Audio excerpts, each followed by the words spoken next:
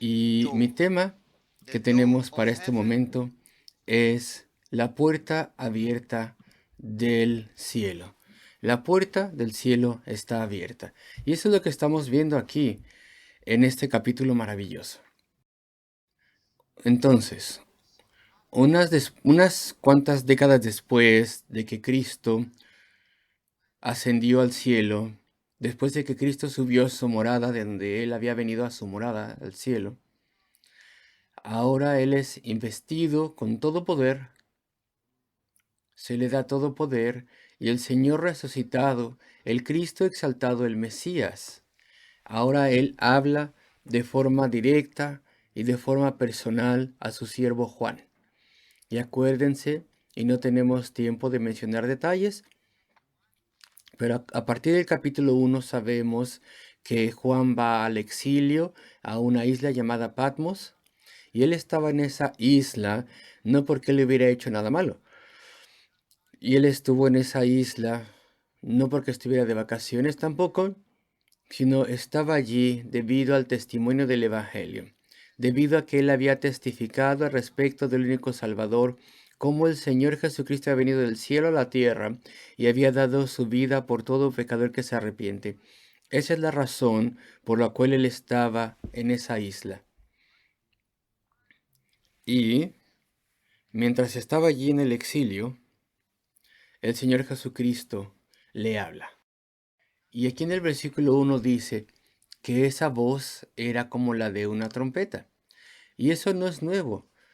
Y sabemos que es el Señor Jesucristo porque en el capítulo 1, versículo 10, ahí vemos que es Cristo el que le habla. Es Cristo el que le estaba hablando a su siervo. Pero la voz, incluso en ese capítulo 1, es comparada con el sonido de una trompeta. ¿Y por qué es importante eso? Pues porque una trompeta en aquel entonces, o en el pasado más bien, era una cosa solemne, daba una advertencia. Y quiero enfocarme en la parte positiva de la trompeta. Las trompetas del pasado eran solemnes, eran imperiales, eran majestuosas, eran gloriosas. Y también se utilizaba para darle el sonido de la victoria y muchas veces también para hacer sonido de júbilo. Entonces estas cosas son las que podemos, lo que podemos imaginar o tener presente cuando esa voz le habló a Juan en ese momento. Y en esa visión la voz le habló y en esa visión él es llevado al mismo trono del Dios de vivo. Y no he contado cuántas veces se menciona la palabra trono en este capítulo, pero es impresionante, es impactante.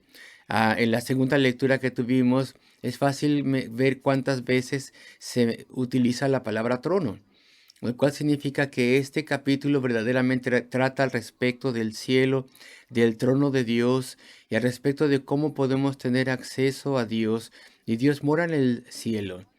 Y cómo nosotros que moramos en la tierra, nosotros que hemos sido separados por Dios, por nuestros pecados, estamos separados de aquel que nos hizo y separados de la majestad de Dios en lo alto, de su majestad imperial.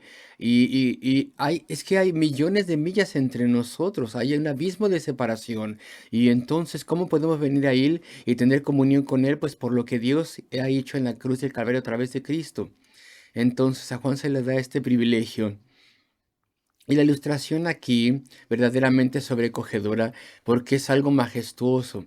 Es algo majestuoso. Y tú quieres ver cómo es el cielo, ¿quieres saber? Pues este capítulo nos da una ilustración. Y esto es lo que te invitamos a estudiar esta noche. Y yo no me atrevo a describirte a Dios. Dios no puede ser descrito.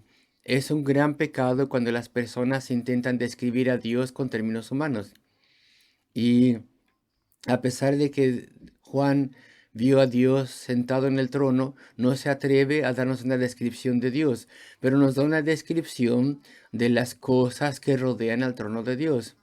Y entonces, versículo 1 dice aquí: después de esto miré, y he aquí una puerta abierta en el cielo. Y Juan fue invitado. Fue a una puerta, vio una puerta, perdón, la puerta estaba abierta y entonces se le dio una invitación. Y podría incluso haber titulado este sermón en este momento: a ti se te da una invitación. Ven, ven al cielo, entra al cielo. Es un lugar donde podemos tener comunión con Dios. Entonces Juan es invitado a subir, a ir a esas moradas celestiales. ¿Y a qué? ¿A recibir qué? Pues ahí el Señor Jesucristo iba a decirle lo que estaba preparando. Y ojalá pudiera yo grabar esto en sus mentes. El Señor Jesucristo le estaba diciendo lo que estaba preparando en el cielo. Preparando para todo pecador que se arrepiente. Todos nosotros, todos los que van a confiar en el Señor Jesucristo. Y esto es lo que el Señor le iba a revelar a su siervo Juan. Y aquí en el versículo 12 nos dice: y al instante yo estaba en el Espíritu, y he aquí un trono establecido en el cielo, y en el trono uno sentado. ¿Te das cuenta de esto? Un trono que estaba establecido en el cielo y uno sentado en el trono.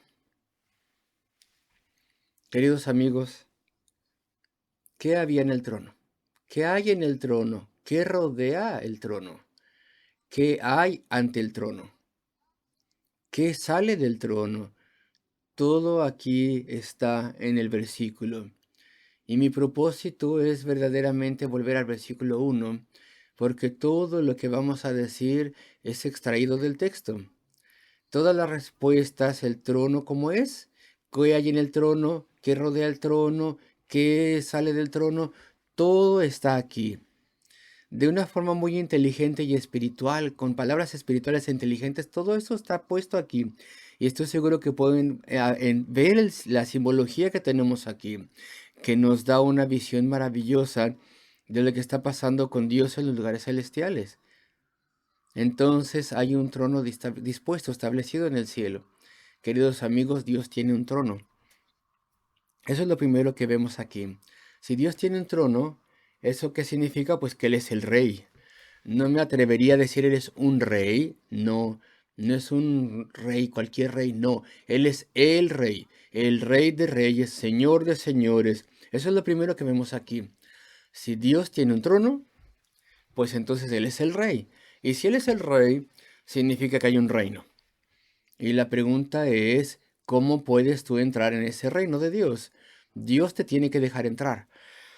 Entonces, si Dios es el rey y tiene un reino, pues tiene que haber súbditos. ¿Quiénes son los súbditos? Y eso es, esa es la razón por la cual se nos da una descripción maravillosa de lo que está pasando. Y su reino está por sobre la tierra. Su reino está por sobre los cielos. Su reino está por sobre todo rey, toda reina, todo gobernador de este mundo. Y es por eso que dije ya, este capítulo trata respecto del trono de Dios, y el trono de Dios dicta y gobierna todo, todo. Pero lo segundo, después de la mención de que el trono está allí, lo segundo que les quiero mencionar es que este trono está ocupado por alguien. No está vacante. Y Dios es espíritu, lo sabemos. Por eso no podemos dar una descripción humana al respecto de Dios. Incluso Dios odia eso. Dice: no te harás imagen ni semejanza de mí. Esa es una orden que Dios nos ha dado. Y saben ustedes, en ese trono, ¿quién se atreve a sentarse en el trono de Dios que no sea Dios mismo? Y el hecho de que alguien está sentado en el trono te dice a ti y me dice a mí que nos habla de las dos naturalezas del Señor Jesucristo. Él es Dios, pero Él se hizo hombre. Y Él volvió a los lugares celestiales, Él volvió al cielo con un cuerpo humano. Entonces tú y yo podemos decir esta noche, si confías en el Señor Jesucristo y crees en su sangre derramada en la cruz del Calvario, podemos decir que hay un hombre en el cielo, que Él es el precursor, que Él abrió el camino para todo pecador que se arrepiente, para que podamos ser bienvenidos donde Dios mismo mora. Ahí es donde se te invita a venir esta noche y te invitamos a venir. Entonces el Señor Jesucristo es aquel que estaba sentado en ese trono. Él tiene todo dominio. En Mateo 28, 18, después de su resurrección, el Señor Jesucristo dijo, todo poder me ha sido dado en el cielo y en la tierra. Si Él tiene todo poder, ¿cómo podría alguien pensar que es solamente un profeta? Si el Señor Jesucristo tiene todo poder, ¿cómo alguien podría pensar que es solamente un ángel o un arcángel? Él verdaderamente tiene que ser el Señor de señores y el Rey de reyes. Ese es el único apelativo que podemos decir del Señor Jesucristo. Entonces el trono está ocupado. Alguien, solamente uno está allí. Nadie más es digno de sentarse en el trono de Dios que no sea Dios. Y ahí en Juan 5, tú lo puedes leer después, ahí se nos dice que la persona que se sienta en ese trono es el Hijo de Dios. Y claro, a medida que leemos Apocalipsis 4, ni el Padre ni el Espíritu Santo están excluidos, están todos aquí en Apocalipsis 4. Pero aquí se nos dice en muchos pasajes en la palabra de Dios que la única persona con un cuerpo humano, Dios y hombre al mismo tiempo, el único que puede sentarse en el trono de Dios debido a que ha preparado el lugar para nosotros y está preparando ese lugar para darle bienvenida a todo pecador que ha confiado en la sangre preciosa del Señor Jesucristo, pues es Cristo mismo. Pero quiero hacer una aplicación muy importante. El hecho de que hay un trono es un llamado para ti y para mí, para que veamos nuestra vida, para que yo vea mi vida. ¿Quién está a cargo de nuestra vida? ¿Quién está en el trono de nuestra vida, de la tuya y de la mía? ¿Quién está en el trono de tu corazón? No importa cuán mayor puedas ser, no importa qué educación puedas tener, alguien o algo siempre está en el trono de tu vida. Puede ser el orgullo, por ejemplo, podría ser la rebeldía, la arrogancia, la educación tal vez. Algunas personas, para ellas la educación es lo máximo, es lo que ponen en un pedestal en sus vidas. Y para algunas personas lo más importante es la autopromoción. Para otros es el ser presuntuoso. Para otros lo más importante es su carrera. Eso es lo más importante en su vida, el único que hay en la vida. Y en lo que respecta a otras personas es la familia. Y otros quieren hacer fisicoculturismo. Quieren que las personas vean que son muy fuertes. En lo que respecta a otras personas tienen la obsesión de tener buena salud.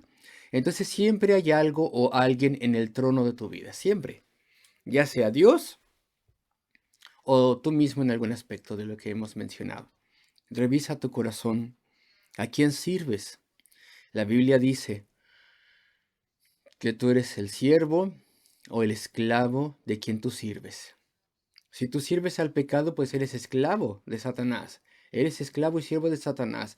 Si sirves a la justicia como creyente, significa que eres siervo del Dios, del Señor Jesucristo, de Dios. ¿Y por qué te estoy diciendo estas cosas, amados amigos? Se nos mencionan los atributos de Dios. Y de forma arbitraria, quiero mencionar, antes de volver al versículo 1, quiero mencionar algunos atributos de Dios. Espero que esto te ayude a ver que si tú vienes al Señor, no estás viniendo solamente una persona, sino que estás viniendo al gobernador del cielo y la tierra. Él es glorioso, majestuoso, imperial, misericordioso, y Él te recibirá. Y lo primero, entre los muchos atributos que podemos ver aquí en el versículo 3, en el versículo 3 en adelante, pues bueno, primero menciono que el trono está lleno de gloria. Habla de piedras. Versículo 3 dice, y el aspecto del que estaba sentado era semejante a piedra de jaspe y de cornalia. Y bueno, hay un pasaje, y cuando leas Apocalipsis 21, ahí verás que estas piedras son piedras reales, que hablan al respecto de quién es el Señor Jesucristo. Él es real, Él es el Rey, Él es aquel que gobierna todo. y las piedras ahí reflejan la gloria del cielo. El cielo es un lugar glorioso, el cielo es un lugar preparado, un lugar santo, un lugar lleno de personas, porque ahí hay muchos que han confiado en Cristo. Dios no es tacaño, Él desea salvarnos. Pero nosotros, debido a nuestro pecado, nosotros no queremos venir a Dios, no queremos ser salvos, no queremos relacionarnos con aquel que quisiera darnos una vida feliz en este mundo. Y yo tengo que tener cuidado cuando hablo respecto de la palabra feliz, pero ustedes saben a dónde se están avanzando, a dónde se están dirigiendo si son salvos. Ya no tienen confusión. Saben que cuando estén ante el Señor y sean juzgados en ese día, el Señor Jesucristo dirá al Padre: Padre, he tomado todos sus pecados sobre mí porque Él se ha arrepentido. Él ha confiado en mi sangre preciosa que fue derramada en la cruz del Calvario. Amados amigos, el trono de Dios está dispuesto con realeza. Y míralo una vez más en el versículo 3, 4 y 5. Ahí se nos dice que Dios es Dios todopoderoso. Él es poderoso y lo podemos ver en el versículo 8, incluso en el versículo 8 vemos que Dios es santo y en el versículo 8 también se nos dice que Él es el Señor Dios todopoderoso. Y en lo que respecta al versículo 11, ahí se nos dice que Dios, el Señor Jesucristo, citando unas más a Colosenses 1, 15, 16, 17, Cristo es el Creador. Él todo lo creó y todas las cosas existen debido a que Él las hizo. Y eso es maravilloso, es hermoso. Entonces Él es el creador de todo el universo, Él es santo. Y mira una vez más cómo se describe en el versículo 4 y 5. La descripción al respecto de los relámpagos, la luz, las voces. Y había 7 lámparas de fuego, las cuales son los 7 espíritus de Dios. Amados amigos, el Dios de la Biblia es más poderoso que el fuego. Es más poderoso que un fuego consumidor. Él es más brillante que todas las luces de este mundo y del universo. ¿Por qué? Porque el Señor Jesucristo dijo: yo soy la luz de este mundo. Y Él dijo: quien quiera que camine con Él, nunca andará en tinieblas. Esa es la promesa que Dios nos ha dado en su palabra. Y hay algo que tenemos que mencionar. Dios está solo, solamente Dios puede sentarse en ese trono, pero vemos algo aquí. Dios no está solo. Dios es servido por los que están en la presencia de Dios, los que están allí sirviendo a Dios. ¿Quiénes son las personas que rodean al Dios vivo? Y pueden ver ustedes eso en el versículo, aquí versículo 3, 4, 5. Ahí se nos habla al respecto de lo que hay alrededor del trono de Dios. ¿Y qué tenemos? Hay 24 ancianos. Y estoy seguro que tal vez te preguntas quiénes son los 24 ancianos. Y muy simple, estos 24 ancianos representan la iglesia de Jesucristo en todas las épocas. O para simplificarlo, los 24 ancianos representan los creyentes del Antiguo Testamento y los del Nuevo Testamento hasta que el Señor Jesucristo vuelva. Si tú no te estás tranquilo con eso, pues los 24 ancianos representan a todos los redimidos, a todos los que son salvos desde el principio de este mundo hasta que el Señor Jesucristo vuelva. Ese es el único significado que podemos dar a los 24 ancianos. Y los 24 ancianos, miran que, pues estaban vestidos de blanco, con ropas blancas, y lo cual que significa que han sido lavados, limpiados, es decir, alrededor del trono de Dios, para tener acceso al cielo, pues para eso todos tus pecados tienen que haber sido perdonados. Ningún pecado sí tendrá acceso al trono de Dios, ningún trono tendrá acceso delante de Dios, ningún pecador sin perdón será, ningún pecado será permitido en el cielo. Por eso siempre predicamos el Evangelio.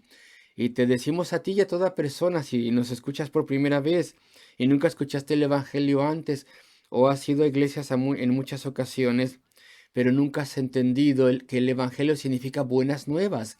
Aquí estoy, condenado, lejos del Dios vivo. Sin embargo, Cristo murió en la cruz del Calvario y Él me dice, me llama, me dice, ven, ven a mí. Lo único que puedo hacer es venir. Y este es el mensaje que estamos proclamando en este momento. Si vienes al Señor Jesucristo, entonces recibirás perdón. Y de forma simbólica tendrás esos atuendos blancos, lo cual que significa serás hermoseado, por así decirlo, serás limpiado y todos tus pecados habrán sido perdonados. Y hay más de lo que estamos mencionando. Aquí, versículo 3, mira algo maravilloso que se dice aquí. Y el aspecto del que estaba sentado era semejante a piedra de jaspe y de cornalia, y había alrededor del trono un arco iris, semejante en aspecto a la esmeralda. ¿Tú entiendes la importancia del arco iris? Y hay personas que lo ven claro. Y dicen, la ciencia dice que estos son los colores y la luz se refleja. Y no, yo no estoy hablando de eso, ok. La ciencia te explica eso, ok. Pero la importancia del arco iris, ese arco iris está allí por una razón. Y eso muestra el pacto de Dios. Ese arco iris, cada que veas esos colores, lo que representa es que Dios guarda sus promesas. ¿Y sabes por qué comenzó el arco iris? ¿Cómo surgió? Pues cuando Dios juzgó este mundo, la primera vez que lo juzgó a través del diluvio universal, en Génesis 9, Dios dio esa señal, ese símbolo a Noé, y le dijo, nunca jamás destruiré este mundo con agua. Entonces, amados amigos, ese arco iris es una señal de paz, de certeza, de que si tú vienes al Señor Jesucristo, Él guardará sus promesas. Él las guardará, porque Él es el Dios que no puede mentir. Entonces, el arco iris es un lugar de paz, simboliza la paz y seguridad para nuestra raza humana. Y en el versículo 6 y 7, ahí podemos ver los grandes atributos de Dios. Y acuérdate, esto es lo que yo te dije. Quiero darte o mencionarte algunos de sus atributos para mostrarte que este es el Dios que es digno de que nos sometamos a Él. Él tiene grandes atributos y en el versículo 6 y 7 podemos ver su omnipotencia. Dios es todopoderoso. Y podemos ver en el versículo 6 que Él es omnipresente. Dios ve todas las cosas, Él ve todas las cosas en todo momento. Y en el versículo 6 y 7, ahí podemos ver la omnisciencia de Dios. Él es omnisciente. Dios sabe todas las cosas, de principio a fin, de la A a la Z, todo lo sabe de principio a fin y todo lo que hay por en medio. Nada está más allá de su alcance, nada está más allá de su conocimiento. Este es el Dios a quien adoramos. Este es el Dios que ha abierto el cielo para los pecadores. El poder santificador que tiene Dios para perdonarnos y limpiarnos de todo pecado. Y bueno, otra ilustración que se nos da en los versículo 6, y delante del trono había como un mar de vidrio semejante al cristal. ¿Y qué es eso? Pues ese mar es de cristal. Ya no es un mar como el que vemos ahora. El mar ahora está tranquilo y vemos ahí purificación, el que seamos limpiados y el que hay paz. La paz, Dios nos da paz cuando nos acercamos al trono de Dios. Y todo esto, cuando Salomón inauguró el templo en el Nuevo Testamento, perdón, en el Antiguo Testamento había ese símbolo, pero aquí el símbolo trata al respecto del trono de Dios. Es decir, hay paz, hay limpieza, hay purificación. Ya no hay más rebeldía, ya no hay más cosas así, solamente hermosura. Y después en versículos 8 al 11, y voy a terminar pronto, versículos 8 al 11, ahí podemos ver al Dios que debe ser adorado. Si tú vienes al Señor Jesucristo esta noche y confías en su sangre preciosa, ¿sabes qué es lo primero que haces? Pues adorar a Dios. Y solamente les puedes leer el versículo 11. De hecho, del versículo 8 al 11 podemos ver a los 24 ancianos y dijimos que ¿qué representan? Pues a todos los creyentes. Una vez que has venido al conocimiento salvífico del Señor Jesucristo, lo primero que haces es adorarle.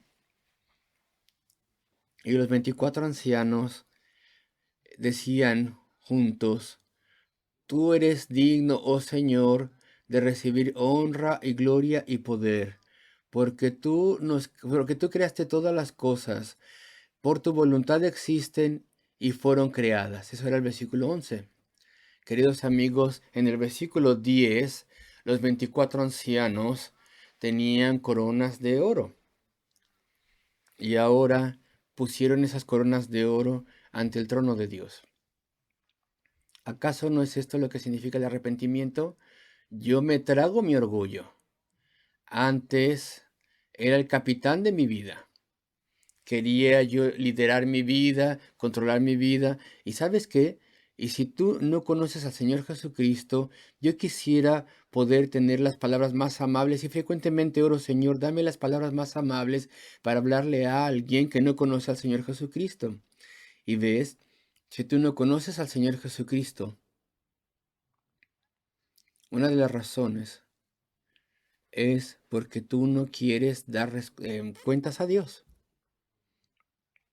Porque si tú no le das cuentas a Dios y no hay estándares, pues entonces solamente vives por ti. Dices: quiero ser el jefe de mi vida, quiero ser el capitán de mi propio barco. Entonces Dios, no, no, no, no, no, Él es un aguafiestas, Él va a hacer mi vida miserable. Eso es lo que el mundo nos dice, pero esa es la más grande mentira de todas. Dios nos da gozo. Dios nos da verdadera felicidad. Dios nos da bendiciones. Dios nos da perdón. Dios remueve la culpabilidad de nuestra conciencia. Y entonces somos liberados. El pecado es lo que nos hace ser esclavos. Entonces la única persona que verdaderamente merece el honor nuestro, la única persona ante quien verdaderamente tendríamos que remover toda corona y bajarnos y humillarnos, es el Señor Jesucristo. Y entonces debemos rendir nuestras vidas a Él y confiar en Él. Y termino con esto. De vuelta al versículo 1. Hay mucho en ese versículo 1. El versículo 1 dice: el Señor Jesucristo invitó a Juan a venir. Y Él nos invita a todos nosotros, de hecho, a que evaluemos nuestra vida, que revisemos nuestra vida. Dice: sube, le dijo el Señor. Cada uno de nosotros tiene que ver más allá de este mundo. Queridos amigos, este mundo no es lo único que hay. Incluso la naturaleza. Mira la naturaleza. Cuando salgas, después mañana, cualquier clima que haya, mira la naturaleza. ¿Qué te dice? Pues que hay vida después de la muerte. Y en lo que respecta a nosotros humanos, pues nosotros no somos como piedras. Tú eres una piedra, ahí hay una piedra y es una cosa que no tiene vida. No hay vida en esa piedra. Pero tú y yo no somos así. Dios nos dio la capacidad de raciocinio, de pensamiento, nos dio idiomas, la capacidad de movimiento, de sonreír, de amar, de disfrutarnos los unos a los otros y el poder de conocer a Dios es la capacidad de conocerle. Y esa capacidad no le fue dada a ninguna otra criatura en este mundo, solamente a nosotros los seres humanos. Tendríamos que tener gran agradecimiento. Tenemos que mirar hacia arriba, más allá de este mundo. Amados hermanos, amados amigos, más bien, este pasaje en Apocalipsis 4 no habla ya del Jesús humilde, sino aquí tenemos al Señor de señores.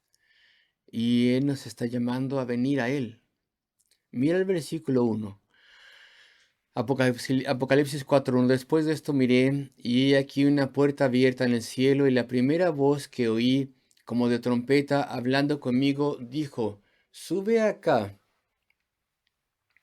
y yo te mostraré las cosas que sucederán después de estas. La puerta es una sola puerta. ¿Te diste cuenta de eso? Solamente una puerta, no dos, sino una. Eso es lo primero que vemos ahí. Es lo primero que tengas presente, que quiero que tengas presente. Y lo segundo es que es la puerta al cielo. Te lleva al cielo. Y esta puerta que te lleva al cielo significa que te lleva a la vida, te lleva a la salvación. Y lo tercero que quiero mencionar, espero que lo veas, es que esta puerta está como abierta. Entonces verdaderamente podemos pensar en muchas aplicaciones. Solamente una puerta y esta puerta te lleva al cielo y esa puerta está abierta. No tienes que empujarla, no tienes que jalarla. Está abierta ya. Y yo creo que esta es una cosa muy importante. Significa que la salvación no es mediante un ritual, no es mediante ceremonias, no es mediante buenas obras, sino que solamente es al entrar por esa puerta. Y en alguna otra parte de la Biblia el Señor Jesucristo, y de hecho en muchos pasajes en Juan 10, por ejemplo, uno de tantos, el Señor Jesucristo dijo, yo soy la puerta. Y en ese pasaje creo yo, y aquí, pues Cristo es el portero. Él es el que nos deja entrar, el que nos deja entrar al perdón de nuestros pecados y al cielo. Y queridos amigos, podemos hacer un poquito de historia de la puerta. ¿Qué es lo que hizo que la puerta fuera cerrada en el huerto del Edén? Cuando leas al respecto del huerto del Edén al principio del mundo, sabemos ahí que Adán, nuestro primer padre, había pecado contra Dios y l- una de las consecuencias de su desobediencia al Dios vivo, ¿te acuerdas qué fue? El último versículo de Génesis 3, la puerta del cielo, perdón, del huerto del Edén, fue cerrada. Él fue sacado de allí y no podía volver nunca jamás. ¿Por qué? Debido al pecado. Y podríamos mencionar también a Noé.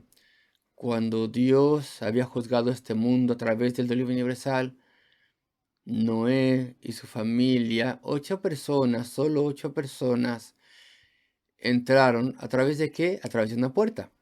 Solo una puerta.